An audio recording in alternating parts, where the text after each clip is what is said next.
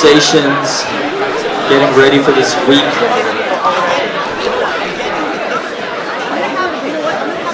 Oh, let's also move out of the aisles. So James spoke.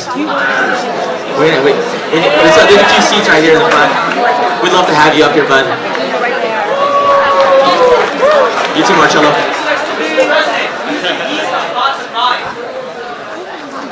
Let's stay out of the aisles. Awesome. So, right before we begin, we're going to have Mr. Temple just make a quick announcement, all right? So, if you have a seat next to you, make sure that you move all the way in. We need to fit everybody in. So this is a slightly awkward announcement, but I just need to make it. Why does Mr. Temple have a black eye? So I just want to tell you, on Saturday evening, my husband and I and a few friends were walking up Castro Street at, it was at 7:30, right across from the Castro Theater, where we witnessed 4 men gay bashing a young kid. And it wasn't really a choice, but I felt that we had to intervene. And so went up there and just started shouting, "Stop, stop," and so then they turned on us. And so I'm 55, I've never been in a fight, and we held our own. And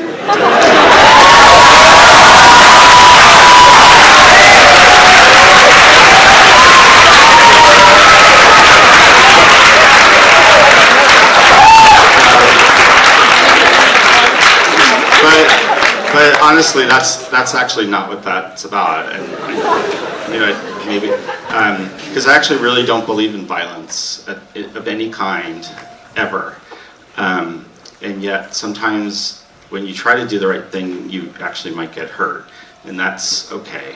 So anyway, I just want to explain why I look this way, and actually the best thing is being here in this community and at this school, because there's so much goodness here. So you make me believe that we are actually, as a species, really amazing. So thanks so much. I just want to explain that.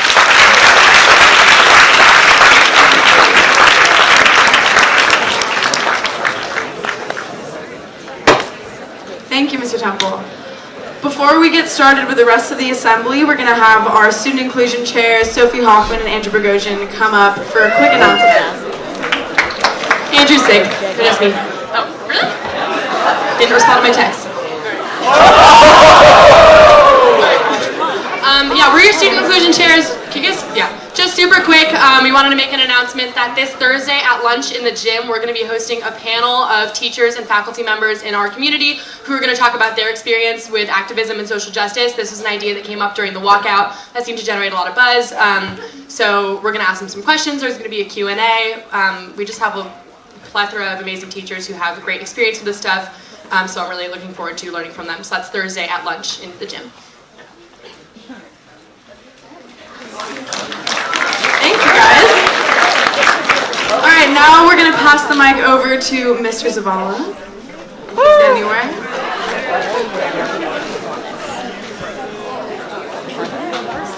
Thank you. Hello, everybody. Good morning. Happy Monday. First, if you could all please turn off your cell phones and put them away for the remainder of the assembly. Thank you.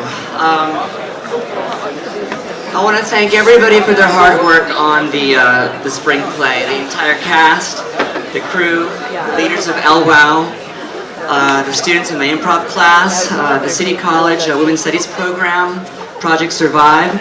Tickets for the spring play are already on sale. You can get them through the online store. You can also purchase them at the door the date of the event.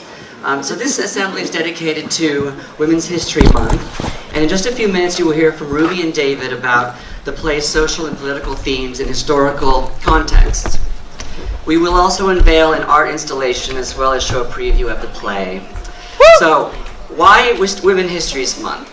Well, the large majority of ancient cultures were patriarchal, and they practiced customs that held women in low self-esteem and limited their freedoms.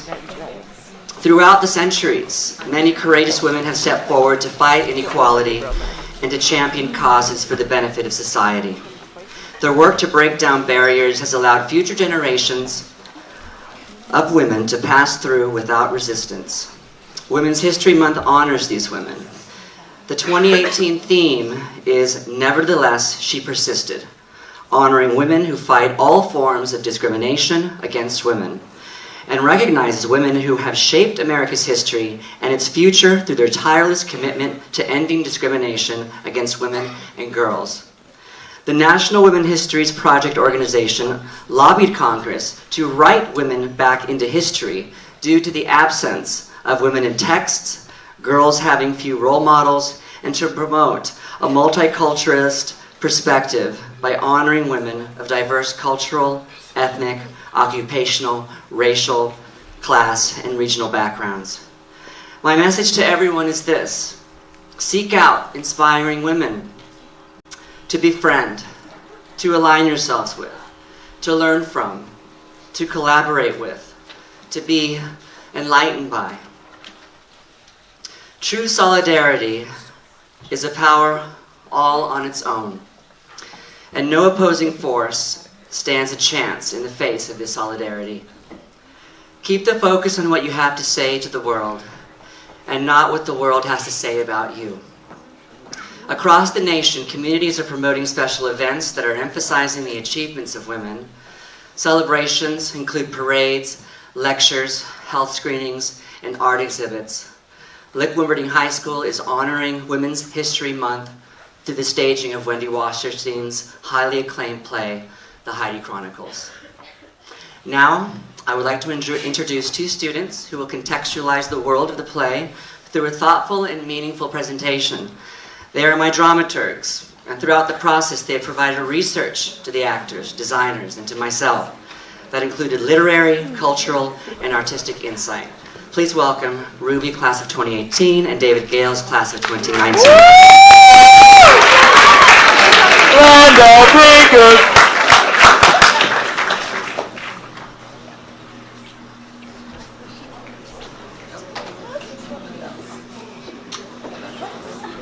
Yeah.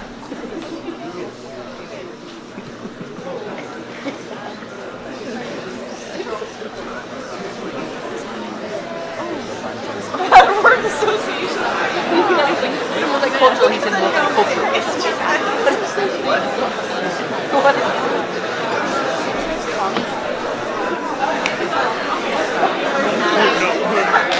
I just said it.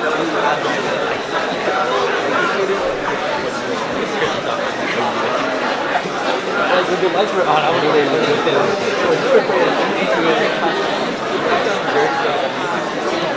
It's hard to find. Is that true here? I mean, More so than in Texas. Nice people. I'm a family type. People who don't have pecans in their freezer, that's hard to find. Go to Texas, find me one family that does not have pecans in their freezer, I will pay you so much money. Not even joking.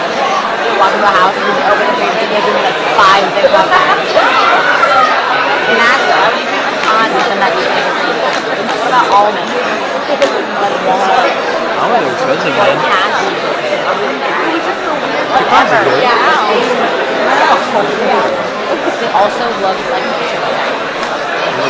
They look like miniature vaginas. Doesn't mean they're not good. I took it. Why are you using keeping bags in your freezer? Okay, the freezer part is kind of weird. I'm telling you.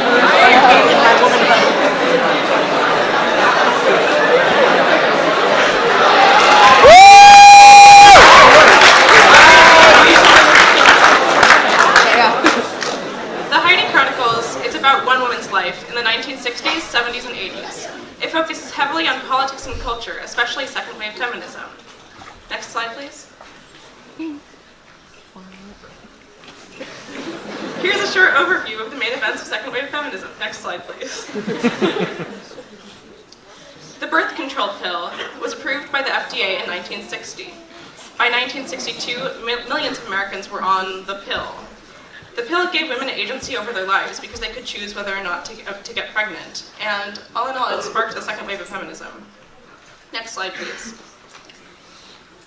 The Equal Rights Amendment was a proposed amendment to the United States Constitution that was written in 1923, but it wasn't really brought to be ratified until 1971, when it passed through both houses of Congress and was submitted for ratification in 1972. And what this proposed amendment said was that equal rights were not to be denied based on sex. However, in 1972, it only received 35 of the 38 necessary state ratifications because of heavy protests against it by working class women and upper class women alike, and it still has not been passed to this day. Next slide. A slightly more successful, what had some bigger success was Title IX, which demanded equal opportunities for girls and boys in educational settings. It was more successful than the Equal Rights Amendment, and it was passed in 1972. It's especially notable for bringing girls into athletics. From 1971 to 1994, the participation of girls in high school athletics rose from around 300,000 to 2 million. Next slide, please. In 1968, a whole bunch of second-wave feminists decided to protest against the Miss America pageant for its objectification of women, and it gained fame for the freedom trash can in which women threw bras, fashion magazines, and other objects they viewed as tools of the patriarchy. Next slide, please. Arts and culture are very relevant to the Heidi Chronicles, as it is about an art historian and uses cultural references to ground itself in the eras it takes place in. Next slide, please. So the generation that the Heidi Chronicles focuses on is the baby boom generation. The post-war baby boom created a large population of people of similar ages who were then heavily marketed to, which meant that there was really a culture defined by this generation. So this is the generation you think of when you think of the Beatles, Woodstock, and Summer of Love. They were also the generation that was drafted into the Vietnam War and the generation that fought against it. Next slide, please. The Heidi Chronicles is about an art historian, so obviously art comes up a lot. Heidi mostly focuses on older art by women, such as the works of Artemisia Gentileschi, an Italian Baroque artist, and Florine Stettheimer, a Jazz-age painter. Heidi fights against an art world that focuses entirely on the work of men. The world that the play takes place in is filled with its own art, from the surrealist work of Frida Kahlo to the Fluxus performance art pieces of Yoko Ono. Art from the decades in which the play takes place make up our set, immersing the audience into the rich cultures of the 1960s through 1980s. So this might be the only time where I can say let's talk politics and not have people want to fight each other. So let's talk politics. Next slide. Next slide, part 2. Thank you. So the Heidi Chronicles takes place from the 60s all the way up to the 80s, which means that there is a lot of political ground to cover, and I don't really have time to cover most of it, so I'm going to hit 3 key points. The first of which is Richard Nixon, the Watergate scandal, and his resignation slash impeachment. Depending on who you talk to, they'll say he was either impeached or, hey, he resigned, which he did. So, Nixon was the 37th, I believe, President of the United States. He was a Republican. He originally ran against Kennedy and lost, but then Kennedy was assassinated, so he couldn't get reelected, so Nixon ran again and got elected later. He was really big on foreign policy and about opening up a lot of trade and economic opportunity with some of the eastern countries that America historically had a little bit of trouble dealing with. One particular one being China. And there's a lot of residue from his resignation, or no, from his foreign policy affairs with China that is still carried over to today. But then he did this thing where he broke the law a lot, in a lot of different ways, which presidents aren't supposed to do, and still aren't supposed to do, I think. Unclear. But for one, he recorded a lot of phone calls, which is really illegal, especially because he didn't tell the people that were on the phone calls that they were being taped. So there's a political cartoon in the middle of the slide that's about that. And eventually, the Watergate scandal happened. Watergate's the name of a hotel. And basically, he was trying to rig the elections so that he could get elected again. And people found out. And by the time he got impeached and then resigned right before impeachment, Everyone else in the leadership staff within his cabinet had pretty much all gone to jail and taken the fall for him. So he never actually got incriminated. He resigned before he got incriminated. Next slide. Then there's Ronald Reagan. So Reagan originally was the governor of California. Before that, he was a B-movie actor / star. He had a really powerful charisma, and he was really good talking to a lot of people, which is one of the reasons that he got elected. He was really big on this concept called Reaganomics, which was essentially cut taxes to an all-time low so that the wealthiest people in America have more money and more resources than they already did, because then it'll trickle down to the middle and lower class. A lot of people really didn't agree with this economic policy, and a lot of more modern economists have gone over it again and again and decided that there really isn't a way where it could work, because the more money you give the rich, the more money the rich have. And that's pretty much where the end of the line is. He also did a couple of other reasonably questionable things, like ignoring the AIDS crisis, which we'll get to in a minute. But he did have a pretty good job in nuclear disarmament eventually, but he was also responsible for the McCarthy witch trials, which were basically where you root out any communists or people you think maybe might be communist in America, and you imprison them with highly questionable trials and due process. Next slide. So as I was talking about before, next slide, thank you. He ignored the AIDS crisis. And the AIDS crisis, next slide, was largely seen as a gay issue and also a New York and San Francisco issue. Eventually people started figuring out that you could also get it from blood transfusions and from shared needles in general, and it became more widespread as people started to figure that out. But overall, the national response to the AIDS crisis was, what is it and why do we care? So the Gay Liberation Front was largely responsible for pushing for the AIDS crisis, and not pushing for the AIDS crisis, pushing against the AIDS crisis, what I'm talking about. But the Gay Liberation Front was happening in the 80s around the same time as the Reagan administration. There were a lot of people that felt like it was time for them to come out, which is also the name of a newspaper for and by the gay community, and to just really empower themselves and further the... At that time, there was just a lesbian and gay agenda, but it was expanded as time went on, and as second wave feminism kind of transferred into third and fourth wave feminism, and it became pretty intrinsically intertwined with the AIDS crisis. I guess next slide. Yeah, okay, so the Heidi Chronicles cast and crew did a project with Project Survive, where we created an art installation together. And we're actually going to be unveiling that in a couple of minutes. It's facing away from everyone over in the corner of the stage. You'll see it, you don't have to look yet. And basically what we did in collaboration with LWOW and with a couple of outside mentors is we had a couple of discussions and projects about systems of oppression within America now, how that related to second wave feminism in the era of the Heidi Chronicles, and what we can do to tear those systems down. And then ultimately, what would the world look like once we did? Yeah, so if you guys can turn off the... Oh, I have the... Good job, me. All right, so you can, yep. So, cast and crew members.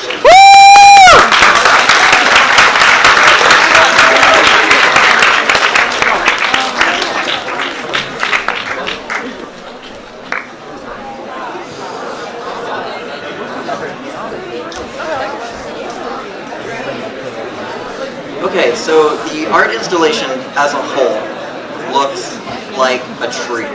And the general process for it was originally we named systems of oppression and we made a big list of them. And we took orange and yellow paper and we crumpled it up and threw it. Move it a little bit more to the left. Yeah.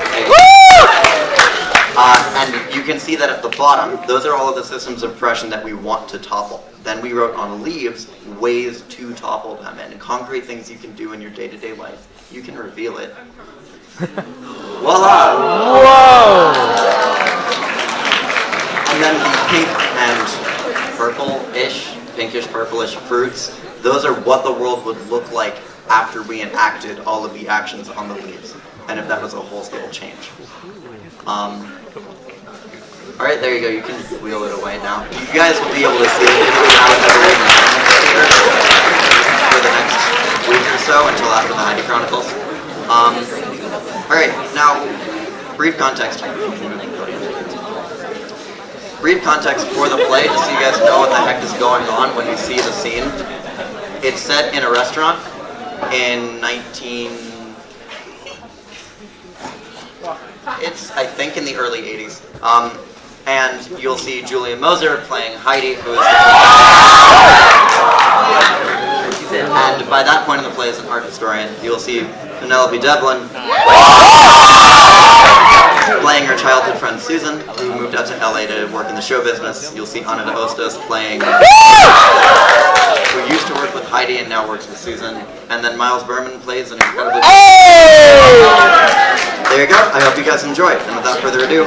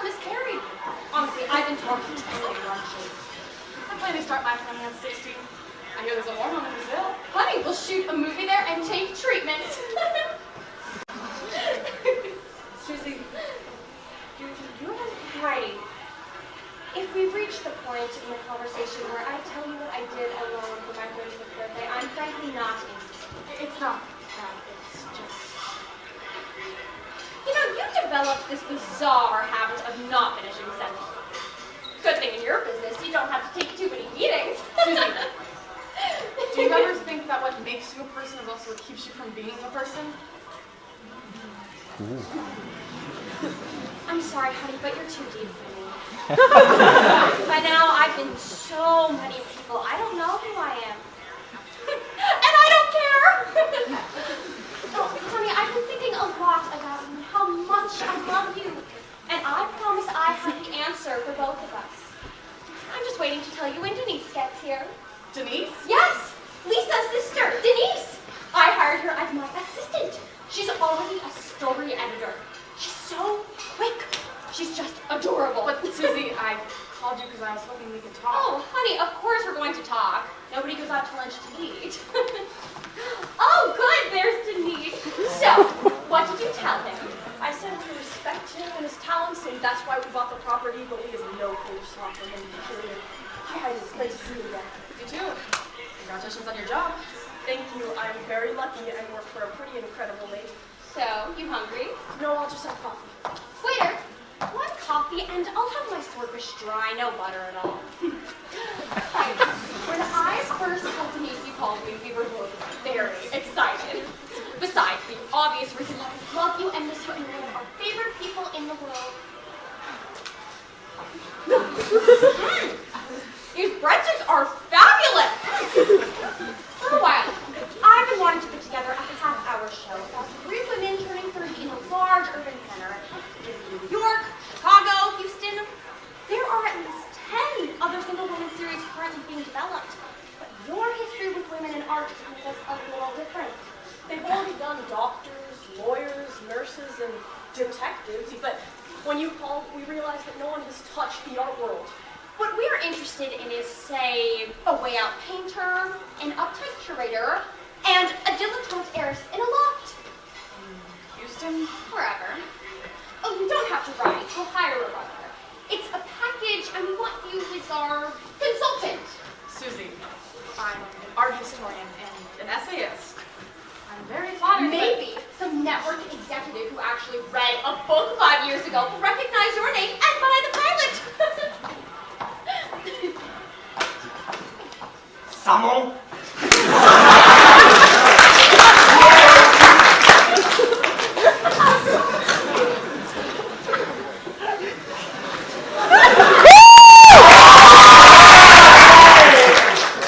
I see butter on this. I can't eat butter. I told them no butter. They didn't listen. Don't bring it back. I don't have time.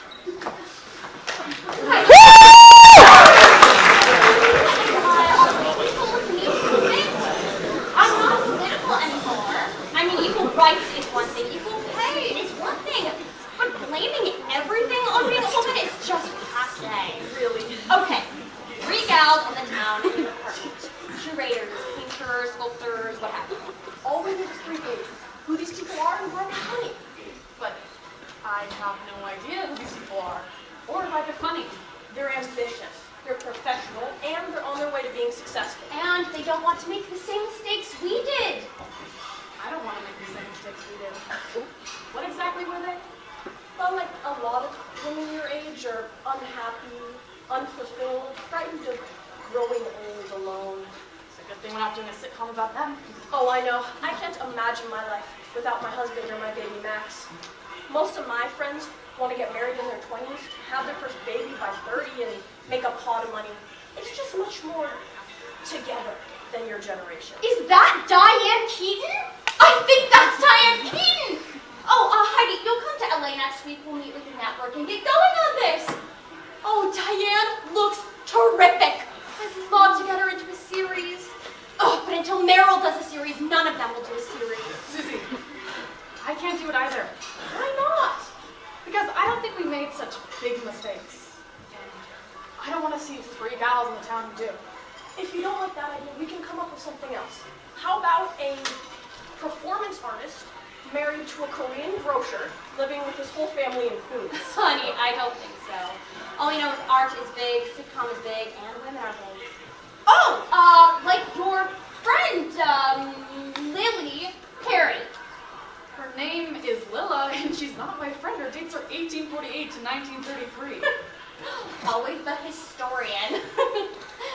You know, I miss the Heidi Klum thing. In LA, everyone takes their own history. Honey, I would love to work with you. I think we could have a lot of fun. And that's not so terrible. Definitely. Denise, I think Diana's leaving. Oh, I'll go catch her. Lunch is on me. I hope I didn't offend you, Heidi. Heidi's not offended. friend, dude. She just doesn't want to do it. Goodbye. Goodbye, Denise. I didn't have a creative thought for you. Diane. Bye, honey. Don't forget, we have a date for hormones in Brazil. Wish me luck. Faith.